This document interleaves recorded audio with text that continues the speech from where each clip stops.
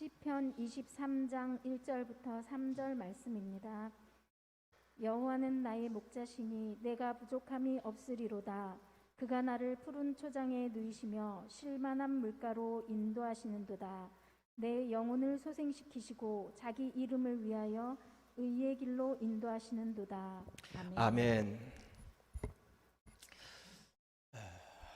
저 보세요. 저 보셔야 돼요. 한 30-40분 설교인데 저를 꼭 보시고 귀는 쫑긋 하시고 말씀의 은혜가 있기 바랍니다. 어느 중년 신사가 살다가 중병에 걸렸습니다. 유명하다는 의사는 다 만나봤지만 소용이 없었어요. 병명조차 나오질 않아요. 몸은 자꾸 송곳처럼 말라만 가는데 죽을 것만 같아요. 그 소식을 들었던 친구 하나가 와서 내가 유명한 정신과 의사 하나를 소개할 테니까 만나보겠냐? 그런 거예요. 그래서 이 신사는 친구의 권유를 받아서 정신과 의사를 만났습니다. 의사가 진찰을 마치고 하는 말이, 당신의 병은 내가 시키는 대로만 하면 고칠 수가 있으니까 내가 시키는 대로 하겠다고 약속하겠습니까? 이 말에 눈이 번쩍 뜨인 신사가 약속하겠다. 그러자 의사는 이렇게 처방전 하나를 딱 이렇게 써가지고 주면서, 당신 병은 다른 약으로는 절대 고칠 수가 없고 이 처방대로만 하면 고쳐지니까 집에 가서 여기 기록한 대로만 꼭 해야 됩니다. 대신 돈은 받지 않겠어요. 그런데 오늘 집에 가서 식구들이 모두가 잠든 그 시간에 혼자서 이 처방전을 꺼내서 읽으십시오. 그래서 이 신사는 그 이상한 의사도 다 있다. 그리고 집에 돌아가서 의사의 말대로 식구들이 모두가 잠든 밤에 처방전 봉투를 꺼내서 읽기 시작을 했어요. 처방전, 귀하의 쾌유를 진심으로 빕니다. 귀하의 질병 치료를 위하여 다음과 같이 처방하오니 처방전대로 꼭 따라해 주시기 바랍니다. 약의 이름, 구약, 약의 종류, 시편 23편, 용법, 용량, 하루 3번씩 식전, 식후, 물 없이, 방법, 큰 소리로 읽으면서 꼭꼭 씹어서 복용. 주의사항, 꾸준히 장기 복용하셔야 효과 볼 수 있습니다. 이 처방전을 다 읽은 신사가 화가 머리 끝까지 났습니다. 그리고 그 자리에 처방전을 찢어버렸어요. 이제는 하다 의사까지도 날 놀리는구나. 세상 믿을 거 없어. 나를 돌려. 그리고 그 신사는 그때부터 모든 것을 포기하고 식음을 전폐하고 자리에 누워버렸어요.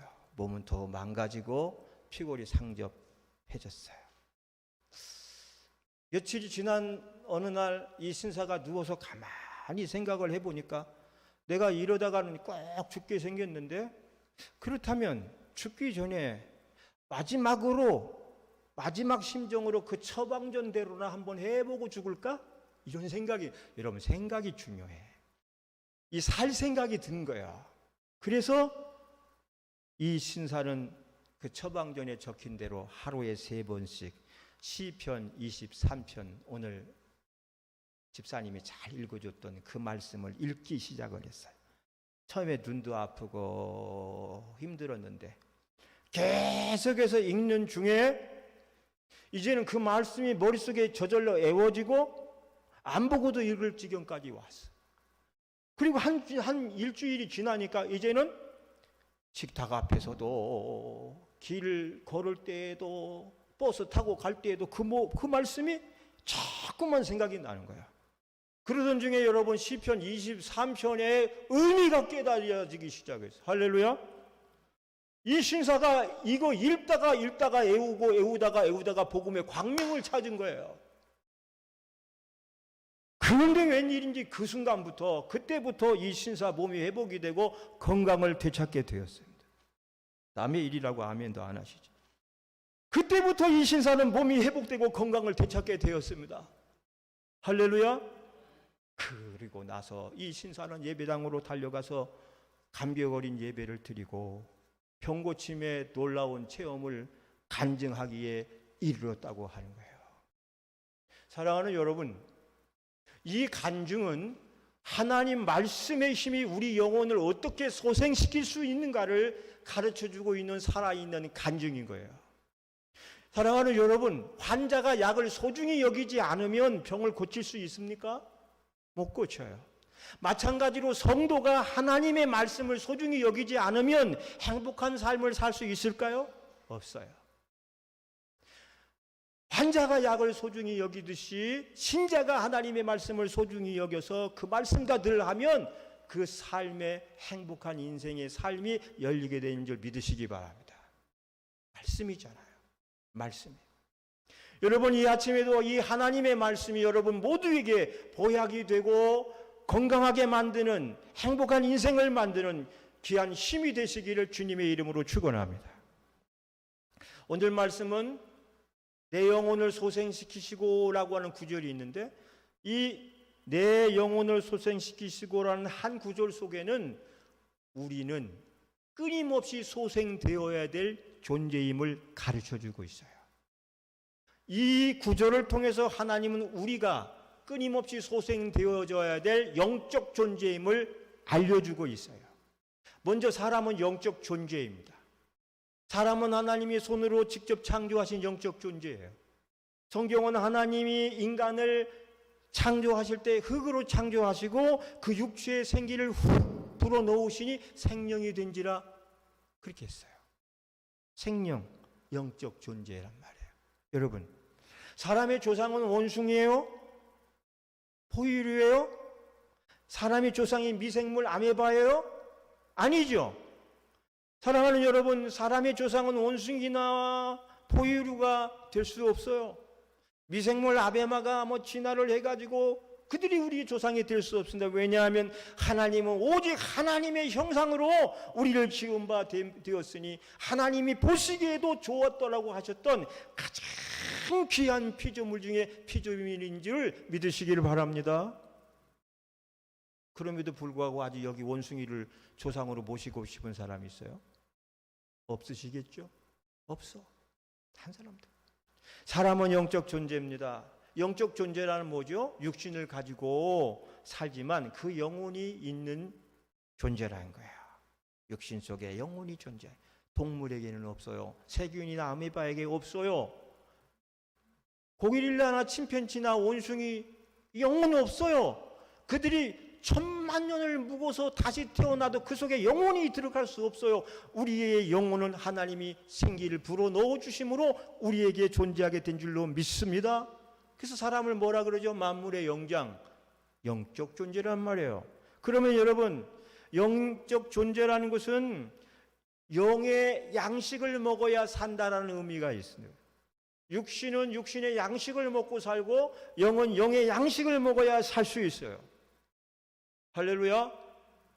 여러분, 예수 그리스도께서 베세다 들녘에서 오병이어의 기적을 행하신 후에 사람들이 막 환호하고 요즘 같은 만세 삼창을 부르고, 야, 예수님만 모시고 살면 하루 삼시세끼는 해결이 될 것이고, 모세가 이스라엘 300만을 만나와 메추라기로 40년 동안 먹였던 역사를 이루니 경제 필요 없어. 이 예수님만 모시고 왕으로 삼자. 막 그로 쫓아다닐 때 예수님이 하신 말씀이 있어요. 그게 뭔지 알아요?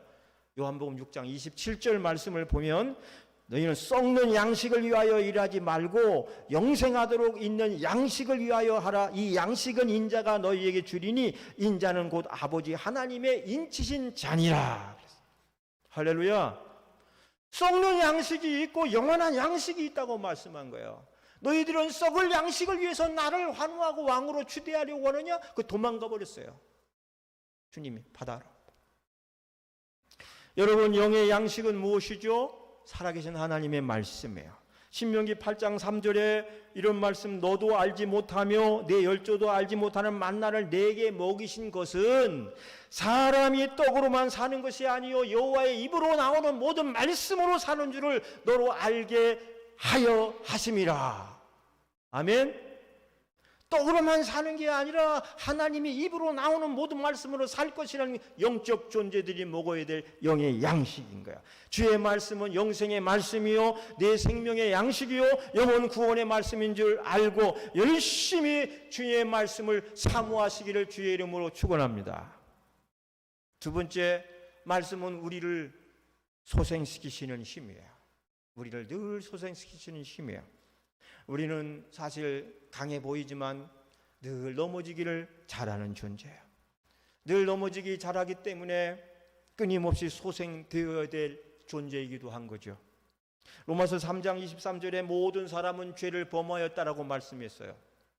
이게 3번 말씀이잖아요. 모든 사람이 죄를 범하였으며 하나님의 영광에 이르지 못할.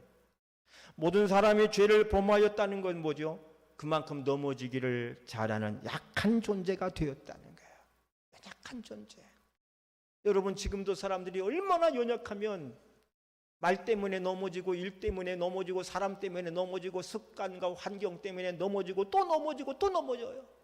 만나서는 안 될 사람들을 만나기 때문에 넘어지고, 도둑놈, 사기꾼, 경비놈 만나서 넘어가고, 별일 아닌 것 때문에도 넘어지고, 누가 별것 아닌 말 했는데 그 말에 상처받고 넘어지고, 다 넘어져. 연약하기 때문에. 마음이 약하거나 몸이 약할 때는 더 잘 넘어져. 저 말을 우리가 조심해서 해야 돼요. 그런데 여러분, 넘어졌는데 소생하지 못하면 어떻게 됩니까? 그것은 끝나는 거예요. 소생이 없으면 끝나는 거예요. 여러분, 살찐 양은 자기 몸 하나를 감당하기 힘들어가지고 자꾸 어디 가면 누울 자리만 찾는데, 이렇게 누울 자리만. 그러다가 이렇게 웅덩이 같은 것만 보면 가서 이렇게 몸을 누워보야 돼요. 근데 한 번 누우면 일어날 수 있어 없어요? 너무 살이 찌니까 못 일어난 거야. 누군가 일으켜 주는 이가 없으면 어떻게 돼? 그대로 짐승의 밥이 되고 마는 거야. 그래서 목자가 필요한 거고, 목자가 툭툭 붙잡고 일으켜주고 끌고 다니고. 양이 웅덩이에 넘어지면 목자가 일으켜 세우면 됩니다. 그러나 사람의 웅덩이 같은 곳에 넘어지면 어떻게, 누가 일으켜 세워야 됩니까? 하나님께서 일으켜 세워줘야 돼요. 할렐루야. 제가 넘어지면 누가 일으켜 세워줘야 되나요? 응? 우리 지성희 권사님 같은 경우는 아주 듬직한 남편이 일으켜 세울 수가 있고, 그렇죠? 김정은 집사님이 넘어지면 아내가 와서 여보 일어나 하겠지만, 전 누가 일으켜 주죠? 간복분 권사님이 일으켜 주러 와야 돼. 너무 머네. 이번 주간에 사실 몸이 참 아팠어요. 아프다고 말할 수도 없고, 약한 모습 보일 필요도 없고, 그래, 힘이 들었지만 오늘 힘 주셔서 여기 섰어요. 여러분, 성경 찾아봅시다. 시편 40편 2절에 보면, 시편 40편 2절, 나를 기가 막힌 웅덩이와 수렁에서 끌어올리시고 내 발을 반석 위에 두사 내 걸음을 견고케 하셨도다. 아멘. 저와 여러분이 넘어지면 누가 일으켜 주신다고요? 하나님이 일으켜 주신대요. 어디에서? 기가 막힌 웅덩이에서 나를 끌어올리시고 나를 세워주시고 나를 소생케 하시는 이가 하나님인 줄로 믿습니다. 사랑하는 여러분, 이 세상을 살면서 한 번도 넘어져 본 적이 없는 사람이 있을까요? 이 세상에 살면서 한 번도 실패해 본 적이 없는 사람이 있을까요? 아마 한 사람도 없을 거예요.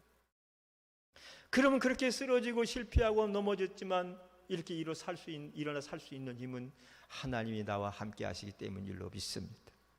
성경에 그렇게 존경스러운 인물들인데 성경을 살펴보니까 다 한 번씩은 넘어져 봤던 사람들이에요. 한번 어떤 일로 넘어졌던가 한번 생각을 해보세요. 여러분, 아담과 하와는 선악과에 대한 탐심으로 넘어졌고, 가인은 동생에 대한 시기 질투심으로 넘어졌고, 노아는 쾌락의 술 때문에 그 한 잔 마시다가 실수했고, 아브라함은 자기 아내를 습관적으로 누이라고 부르는 이것 때문에 넘어진 적이 많아. 모세는 혈기를 참지 못하다가 넘어졌어요. 사울 왕은 제사장직을 월권함으로 넘어졌고, 다윗은 정욕을 이기지 못해서 넘어졌잖아요. 가룟 유다는 돈 때문에 넘어졌습니다. 바울은 너무 강한 고집과 자기 개성 때문에 바나바와 다투다가 넘어졌어요. 이렇게 보니까 모두 다 성경의 대표적인 인물들도 다 무슨 일로 넘어졌고 쓰러졌던 사람들이에요. 근데 하나님이 일으켜 세워주셔서 소생시켜 주셔서 쓰임받는 귀한 일꾼이 된 줄로 믿습니다. 바로 이들이 소생할 수 있는 힘이 하나님으로부터, 그의 말씀으로부터 나왔다는 사실을 믿고 저와 여러분도 넘어지고 힘들고 쓰러질 때 하나님과 그 입의 말씀으로 힘을 얻고 다시 일어나 살게 되는 줄로 믿으시고 그 안에 승리하시기를 바랍니다. 그러면 이제부터는 이제 이 하나님의 말씀이 우리를 어떻게 소생시키시고 우리를 어떻게 인도하시고 우리를 어떻게 이끌어 가시는지를 말씀드리겠어요. 말씀의 효용성입니다. 자, 보세요. 성경을 다 찾아보겠어요. 이제 앞에 볼 거예요. 말씀은 뭐냐? 첫째, 하나님이라 그랬어요. 말씀이 뭐라고요? 하나님이라 그랬어요. 요한복음 1장 1절에 보면 태초에 말씀이 계시니라. 이 말씀이 하나님과 계셨으니 이 말씀은 곧 누구시니라? 하나님이에요. 일단 말씀은 하나님이에요. 여러분, 하나님 보고 싶으시면 말씀을 보시기 바랍니다. 하나님은 말씀으로 보여주시고 말씀으로 말하시고 말씀으로 우리와 함께하고 계세요. 어떤 분은 하나님 한 번만 보여주면 나도 예수 믿고 교회 다닐게요. 옛날에는 보여줬지만 지금 안 보여준다고요. 왜? 말씀을 주셨기 때문에. 완성된 말씀을 주신 이후에는 우리 하나님께서 이 말씀을 통해 나를 찾고 나를 발견하고 이 말씀을 너희가 간직하고 살면 나도 너와 함께하는 것이라. 왜? 말씀은 곧 하나님이시기 때문에. 아멘. 그 다음에 보면 말씀은 진리라 그랬어요. 요한복음 8장 32절 다 같이 시작. 진리를 알지니 진리가 너희를 자유케 하리라. 진리가 너희를 자유케 하리라는 것은 속박되고 구속된 자리에서 죄악의 사슬에 매여있던 우리를 진리가 자유케 해서 구원하게 해주신다는 말씀이에요. 진리는, 말씀은 진리라는 것은 진리는 우리의 구원이에요. 또 여러분, 말씀은 우리 영혼을 살리는 생명의 양식이라 그랬어요. 아까 신명기에서도 있지만 그 말씀을 인용한 예수님의 말씀이 더 우리에게 와닿죠. 마태복음 4장 4절 다 같이 시작. 예수께서 마귀의 떡시험을 받으 사람이 내가 원고를 읽었어. 원고를 읽지 마시고 거기부터 사람이 떡으로만 시작. 사람이 떡으로만 살 것이 아니요 하나님의 입으로 나오는 모든 말씀으로 살 것이라 하였느니라 하시니라. 말씀 우리의 생명의 양식, 영혼의 양식. 또 말씀은 우리 영혼을 살리는 생명수라고 계시록 21장 6절에 말씀하셨고, 말씀은 우리의 앞길을 비추는 빛이요 등불이라 그렇게 했어요. 시편 119편 105절 말씀을 한번 보실까요? 주의 말씀은 시작. 주의 말씀은 내 발의 등이요 내 길의 빛이요 내 발의 등 램프요 내 길의 라이트. 서치라이트 비치면 얼마나 밝아요. 하나님이 말씀이 우리를 이끌어 가시는 거예요. 또 여러분 보세요. 말씀은 불이고 우리 마음을 부서뜨리는 방망이라고 그랬어요. 예레미야 23장 29절 나 여호와가 시작. 나 여호와가 말하노라. 내 말이 불같이 아니하냐. 반석을 쳐서 부서뜨리는 방망이와 같이 아니하냐. 말씀은 불이요 방망이에요. 불은 은혜와 성령의 임재를 상징해요. 그렇지만 한편으로는 하나님의 심판, 불심판을 상징하기도 해요. 하나님의 말씀이 우리에게 은혜와 축복도 함께하지만 그 말씀이 우리를 무섭게 심판하기도 한다는 사실을 우리는 꼭 기억을 해야 됩니다. 또 하나님 말씀은 찌르는 채찍과 같다 그랬어요. 전도서 12장 11절 지혜자의 말씀은 찌르는 채찍 같고 회중의 스승의 말씀은 잘 박힌 목과 같으니 한 목자의 주신 바니라. 우리가 기도할 때 그런 분들이 있어요. 주님의 말씀이 잘 박히는 못처럼 잘 박히게 해주시오. 성경은 몰라. 그런데 듣긴 들어서 잘 박히는 못이 되게 하옵소서. 이게 이 구절이라고요. 찌르는 채찍이라는 건 뭐냐 하면 우리를 연단하실 때 말씀으로 채찍하신다는 거야. 하나님의 채찍도 잘 받는 분들이 승리할 줄로 믿습니다. 또 말씀은 우리의 내막이라도 통달하시고 우리의 숨겨진 것을 다 드러내게 하는 능력이라고 시브리 4장 12절 여러분 잘 아시는 말씀이 하나님 말씀은 살았고 운동력이 있어 좌의 날선 어떤 검보다도 예리하여 혼과 영과 골수와 관절을 쪼개기까지 하며 또 마음의 생각과 뜻을 감찰하시느니라. 구약의 아간이나 신약의 사도행전 아나니아와 삽비라는 아무도 모르게 감추었어요. 땅 반돈을 감추고 금은 보화를 감추고, 근데 하나님은 다 알고 계셨어요. 하나님과 성령의 능력으로 그 감춘 것을 다 드러나게 했잖아요. 그처럼 하나님의 말씀은 감추온 것을 드러나게 하는 거야. 또 여러분, 하나님 앞에 아무도 모르게 행한 선행, 누구도 모르게 행한 그 선한 일들을 하나님은 다 알고 계시다는 거예요. 그리고 갚아주실 거예요. 내가 이거 했어라고 꼭 공포할 필요 없이 하나님이 알고 계시면서 우리가 갚아줘요. 옛날 어느 왕이 하나님을 위해서 큰 교회를 짓고자 작정을 하고 짓는데 왕이 이랬어요. 왕 외에는 아무도 참여하지 못하게 하라. 내 힘으로 지어서 하나님께 본원하겠다. 그런데 어느 노파가 그럴 수만은 없다고 하면서 아무도 모르게 매일같이 공사 현장에 가서 하나님께 기도를 드렸어요. 하나님, 내 드릴 게 없지만 기도 드립니다. 그랬더니 이 성전이 건축이 완성되는 날 왕의 꿈에 하나님께서 그 노파를 떠오르게 하면서 칭찬을 하셨다는 이야기가 있어요. 아무도 모르게 한 기도였지만 하나님은 알고 계셨잖아요. 그러니까 은밀하게 왕에게 가서 너의 힘만으로 지어진 것이 아니다. 저 노파의 눈물 흘린 기도가 함께 섞여 지어졌다는 거예요. 이렇게 하나님의 말씀은 드러나게 하셔요. 또 말씀은 방패입니다. 사무엘하 22장 31절, 잠언 30장 5절에 화전을 막는 방패, 우리 몸을 보호하는 방패셔요. 화전을 소멸하는 방패시고 또 마귀를 물리치는 능력의 검이고 공격용 무기예요. 여러분 에베소 6장 17절 한번 봅시다. 구원의 투구와 시작. 구원의 투구와 성령의 검 곧 하나님의 말씀을 가지라. 구원의 투구와 성령의 검, 성령의 검. 여러분 이게 전신갑주인데 에베소 6장 17절에 보면 너희는 영혼의 전신갑주를 입으라. 마귀를 물리치고 하기 위해서 입으라 그랬는데 모든 게 다 방어용 무기예요. 투구, 갑옷, 허리띠, 신발 다 이게 방어용 무기지만 말씀만은 공격용 무기라고 돼 있어요. 할렐루야. 그래서 하나님 말씀했잖아요. 마귀를 대적하라. 따라합시다. 마귀를 대적하라. 그리하면 피하리라. 그걸 피하리라.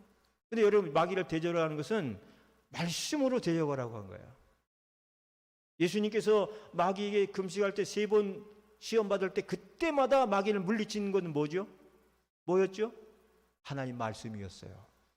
3번 하나님의 말씀으로 마귀를 물리치니 그가 도망을 가고 선사가 와서 수종 들었더라. 그러니까 마귀는 우리 말씀을 통하여 물리치는 것입니다. 할렐루야. 그 외에도 하나님의 말씀은 송이 꿀과 같고 말씀은 편지와 같고 말씀은 우리를 치료하시고 우리를 위로하시고 등등의 수없이 많은 축복된 약속의 말씀들을 주셨어요. 이 말씀을 사랑하고 사모하면 하나님이 이 말씀대로 적용시켜 줄 겁니다. 4번째로 그러면 우리는 말씀을 어떻게 해야 됩니까? 잘 주세요. 말씀을 어떻게? 첫째, 읽어야 돼요. 어떻게 해야 돼요? 읽어야 돼요. 말씀을 부지런히 읽어야 돼요. 디모데전서 4장 13절에 보면 내가 이를 때까지 읽는 것과 권하는 것과 가르치는 것에 창념하라. 읽어야 돼요. 2번째는 들어야 됩니다. 말씀을 들어야 돼요. 여러분 계시록에서만 찾은 것 중에 계시록 2장 29절, 3장 6절, 3장 13절, 3장 22절에 이렇게 돼요. 귀 있는 자들은 시작. 귀 있는 자들은 성령이 교회들에게 하시는 말씀을 들을지어다. 세상에 귀 없는 사람이 어디가 있어요? 귀 없는 사람은 아무도 없잖아요. 귀가 있으면 들으라는 얘기예요. 뭘 들으라고요? 말씀을 들으라는 거예요. 3번째는 말씀을 지켜야 돼요. 말씀을 읽고 들었으면 그 다음에 지켜라. 이 계시록 1장 3절 다 같이 시작. 이 예언의 말씀을 읽는 자와 듣는 자들과 그 가운데 기록한 것을 지키는 자들이 뭐가 있나니? 복이 있나니 때가 가까움이라. 듣고 읽고 이 다음에 여러분 지키면 복이 있어요. 4번째는 외워야 돼요. 외워야 돼요. 암송. 어떻게? 출애굽기 17장 4절 말씀을 볼까요? 여호와께서 모세에게 시작. 여호와께서 모세에게 부르짖어 가로되 내가 이 백성에게 어떻게 하리까? 그들이 얼마 아니면 엉뚱한 말씀이 나와서 깜짝 놀랐는데 내가 틀렸는지 네가 틀린 나는 모르겠지만 내 거 읽을게. 여호와께서 모세에게 이르시되 이것을 책에 기록하여 기념하게 하고, 따라합시다. 여호수아의 귀에 외워 들리라. 할렐루야. 아말렉을 도말하여 주겠다는 거예요. 외워 들리라. 귀에. 말씀을 읽고 듣고 지키고 외워야 돼요. 말씀을 외워야 돼요. 그러면 이제 결론적으로 나갈게요. 왜 외워야 됩니까? 뭐 여러 가지 말이 있겠지만 우리에게 필요한 말씀, 첫째, 하나님이 축복하시기 때문이에요. 하나님의 말씀을 부지런히 읽고 듣고 실천하고 외우면 하나님 축복하시는 거예요. 계시록 1장 3절에 이 예언의 말씀을 읽는 자, 듣는 자, 그 가운데 기록하는 자들에게 복이 있나니 축복해 주셨다. 여러분, 말씀에는요, 말씀을 사랑하면요, 말씀을 사랑하는 개인과 국가를 축복하는 힘이 있어요. 개인이 복을 받아요. 여러분, 개인이 변화가 돼요. 선교사 리빙스턴 이야기인데, 이게 아프리카 오지에 선교하다가 식인종에게 붙잡혔어요. 식인종은 사람 잡아먹는 거 아닙니까? 지금은 거의 없어졌지만, 밧줄로 꽁꽁 묶여서 끌려갔지만 밤이 새도록 잡아먹지를 않는 거예요. 아침이 돼가지고 추장을 만났는데 보니까 추장이 이렇게 앉아가지고 성경책을 읽고 있는 거야. 할렐루야. 식인종 추장이 세상에 성경책을 읽으니 사람을 잡아먹을 수가 있나. 알고 봤더니 전에 잡아먹은 선교사가 놓고 간 성경책을 읽다가 예수를 믿었어. 그리고 그것이 죄인 줄 알았어. 식인종이 전에는 사람 잡아먹는 게 죄이라고 생각을 못했다가 성경을 읽으면서 그가 전도를 통해서 죄인지라 사람을 잡아먹지 않아요. 이게 사람을 변화시킵니다. 살인, 강도, 깡패, 도둑놈, 사기꾼들도 예수 믿으면 변화가 되는 거예요. 국가가 변해요. 독일은 세계적인 경제 대국 아닙니까? 또 기술 대국 아닙니까? 독일을 아직도 기술 따라갈 수가 없어요. 우리나라가. 면도, 제가 쓰는 면도날도 우리나라에 나온 무슨 코는 4중날, 5중날 가지고 자꾸 비워요, 전력기를. 근데 거기서 나오는 거는 2중날만 써도 안 비워요, 뭐 스무스하게. 면도칼 하나도 아직 못 따라가요. 벤츠, 아우디가 다 독일 거 아니에요, 그죠? 근데 여러분, 이 나라가 원래부터 그렇게 대단한 나라였어요? 아닙니다. 원래 이 나라는 게르만족이라고, 조상이 게르만족이 산림지대에서 산적들이야. 지나가는 사람 때려서 약탈해서 먹는 그 조상을 둔 독일이 왜 저렇게 변화가 됐죠? 그 나라에 복음이 들어가고 난 다음에 예수 그리스도가 민족을 점령하고 나니까 민족성이 달라지고 새로 약탈과 살인을 밥 먹듯이 했던 나라 사람들이 아주 멋진 나라가 된 거예요. 국가를 변화시켰어요. 영국은 어떤가요? 젠틀맨의 나라. 영국도 여러분 원래는 젠틀맨의 나라가 아니에요. 바이킹 해적들이었다고요. 섬나라 으슥한 바위 틈에 숨어서 있다가 지나가는 상선 습격해가지고 다 뺏고 했던 나라의 조상이 이 영국인데, 그 나라가 오늘날 세계 젠틀맨으로 이름 붙여진 것은 그 나라에 복음이 들어가고 난 다음부터인 줄 믿으시기 바랍니다. 복음은 개인이면 개인, 사회면 사회, 국가면 국가를 변화시키고 바뀌어요. 그래서 여러분 성경을 사랑해야 돼요. 여러분, 나라가 달라지는 것은 정치가 아닙니다. 경제가 아닙니다. 하나님과 그의 말씀인 줄로 믿습니다. 경제학자들이 이 나라 살리지 못해. 여러분, 경제학자들이, 세계적인 경제학자들이 지금 전 세계에 얼마나 많습니까? 근데 이 사람들이 지금 뭐 하나 못 잡고 있죠? 물가 하나 못 잡으니까 계속해서 빅스텝, 자이언스텝 막 금리 올리고 있잖아요. 내후년까지 올리겠다는 거예요. 와, 이게 미국은요, 돈을 찍어내는 나라잖아요. 우리 생각엔 돈 막 찍어내면 될 것 같거든. 막 나눠주는 거야, 외국도. 못 잡아. 아무리 학박성은 뭐냐고요. 여러분, 세계 경제도 이 나라와 이 민족도 하나님이 살리셔야 사는 줄 저는 믿습니다. 하나님이 하셔야 달라지는 거예요. 성경을 사랑하는 민족이 되고 성경을 사랑하는 백성들이 되면 하나님이 축복해 주실 거예요. 자녀들에게 축복이 임합니다. 유대인의 이 교육은 세계적으로 다 소문났잖아요. 이들이 성경교육이에요. 성경교육이에요. 여러분, 이들은 자녀가 5세가 되기 전에 오세계 쇠마 교육이라 해서 신명기 6장을 매일 하루 3번씩 암송시켜요. 매일 3번씩 5세가 되기 전에. 그래도 우리는 꼭 못 깨우칠 나이에. 그러니까 그 나라에 놀라운 일이 일어나는 거예요. 전 세계 0.25%밖에 안 되는 나라가 전 세계의 경제를 쥐락펴락하고 있어요. 미국의 상위 5% 중에서 대부분이 유대인들이에요. 유대인들이 돈을 인출해버리면 세계 경제 마비돼요. 노벨상 30%가 다 유대인들에게 나오는 이유는 이들이 어려서부터 성경교육을, 여러분 신명기 6장을 읽어보세요. 아까 우리가 마음을 다하고 성품을 다하고 그게 거기 있는 말씀인데 그 말씀을 한번 읽어보면 이렇게 좋은 말씀이 있구나. 이 말씀을 5살 때부터 외우고 다니니까 저 나라 저 민족이 잘 되고 부흥하는 거 깨닫게 되는 거죠. 할렐루야. 성경을 늘 암송하면 치매나 건망증도 물리칠 수 있대요. 우리 권사님들 잘 들어보셔요. 치매 중에서 순한 치매가 있고 나쁜 치매가 있는 거 아세요? 들어보셨죠? 순한 치매는 말이 순해요, 행동이 순해요, 은혜스러워요. 우리말로 말하면 치매가 걸렸는데도 너무 순하니까 순한 양 같고 강아지 같고 이쁜 거야. 그러니까 사람들이 평화로운 거야. 근데 나쁜 순에 걸리면 어떻게 돼요? 말과 행동이 과격해요. 과격해져요. 과격하게 물건을 던지고 부수고 막 그래요.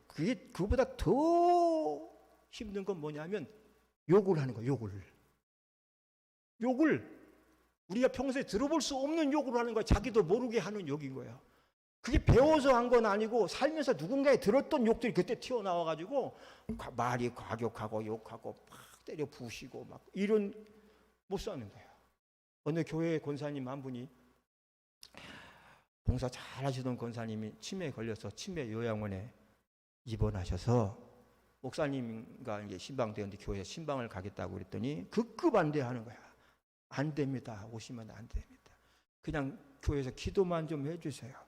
그랬더니 알고 봤더니 그 권사님이 나쁜 치매가 걸린 거야. 그렇게 인정 많고 마음씨 좋고 말도 잘하시는 권사님인데 그 나쁜 치매 걸리고 나니까 사람만 보면 주먹 쥐고 덤벼들고 욕을 해야 되는데 이 시베리아 무슨 저는 그런 욕 잘 못 하잖아요. 10원짜리 20원짜리 막 해가지고 막 개나리 진달래 막. 그런데 이분이 욕을 하신 분이 아니거든. 욕을 하셨던 분이 하신 사람이면 문제가 그럴 수 있겠지만 한 번도 욕을 해본 적이 없는 분이 며느리 보고 아들 보고 막 멱살 잡고 욕을 하고 막, 그냥 목사님도 가도 멱살 잡힐 판이니까 오지 마세요. 자신은 몰라. 무의식 세계 속에서, 잠재 의식 세계에서 하는 욕이야. 상상도 못했어. 우리 사랑하는 성도 여러분은 절대 치매는 없이 돌아가시기 바라고 아멘 하셔야 돼요. 아멘. 만약에 치매 걸려서 하게 된다면 욕 대신에 찬양하시고 감사하시고 오늘같이 말씀을 줄줄줄 암송하는 여러분 되시기 바랍니다. 입만 열면 여호와는 나의 목자시니 내가 부족함이 없으리로다. 감사함으로 그 문으로 들어가, 그 궁정에 들어가 찬양하고 찬송하라. 이러면 얼마나 은혜스럽겠어. 그러려면 어떻게 해야 돼? 지금부터 부지런히 암송하셔야 돼요. 난 치매 걸려도 성경 구절 암송할 거야? 그러면서 애우셔요.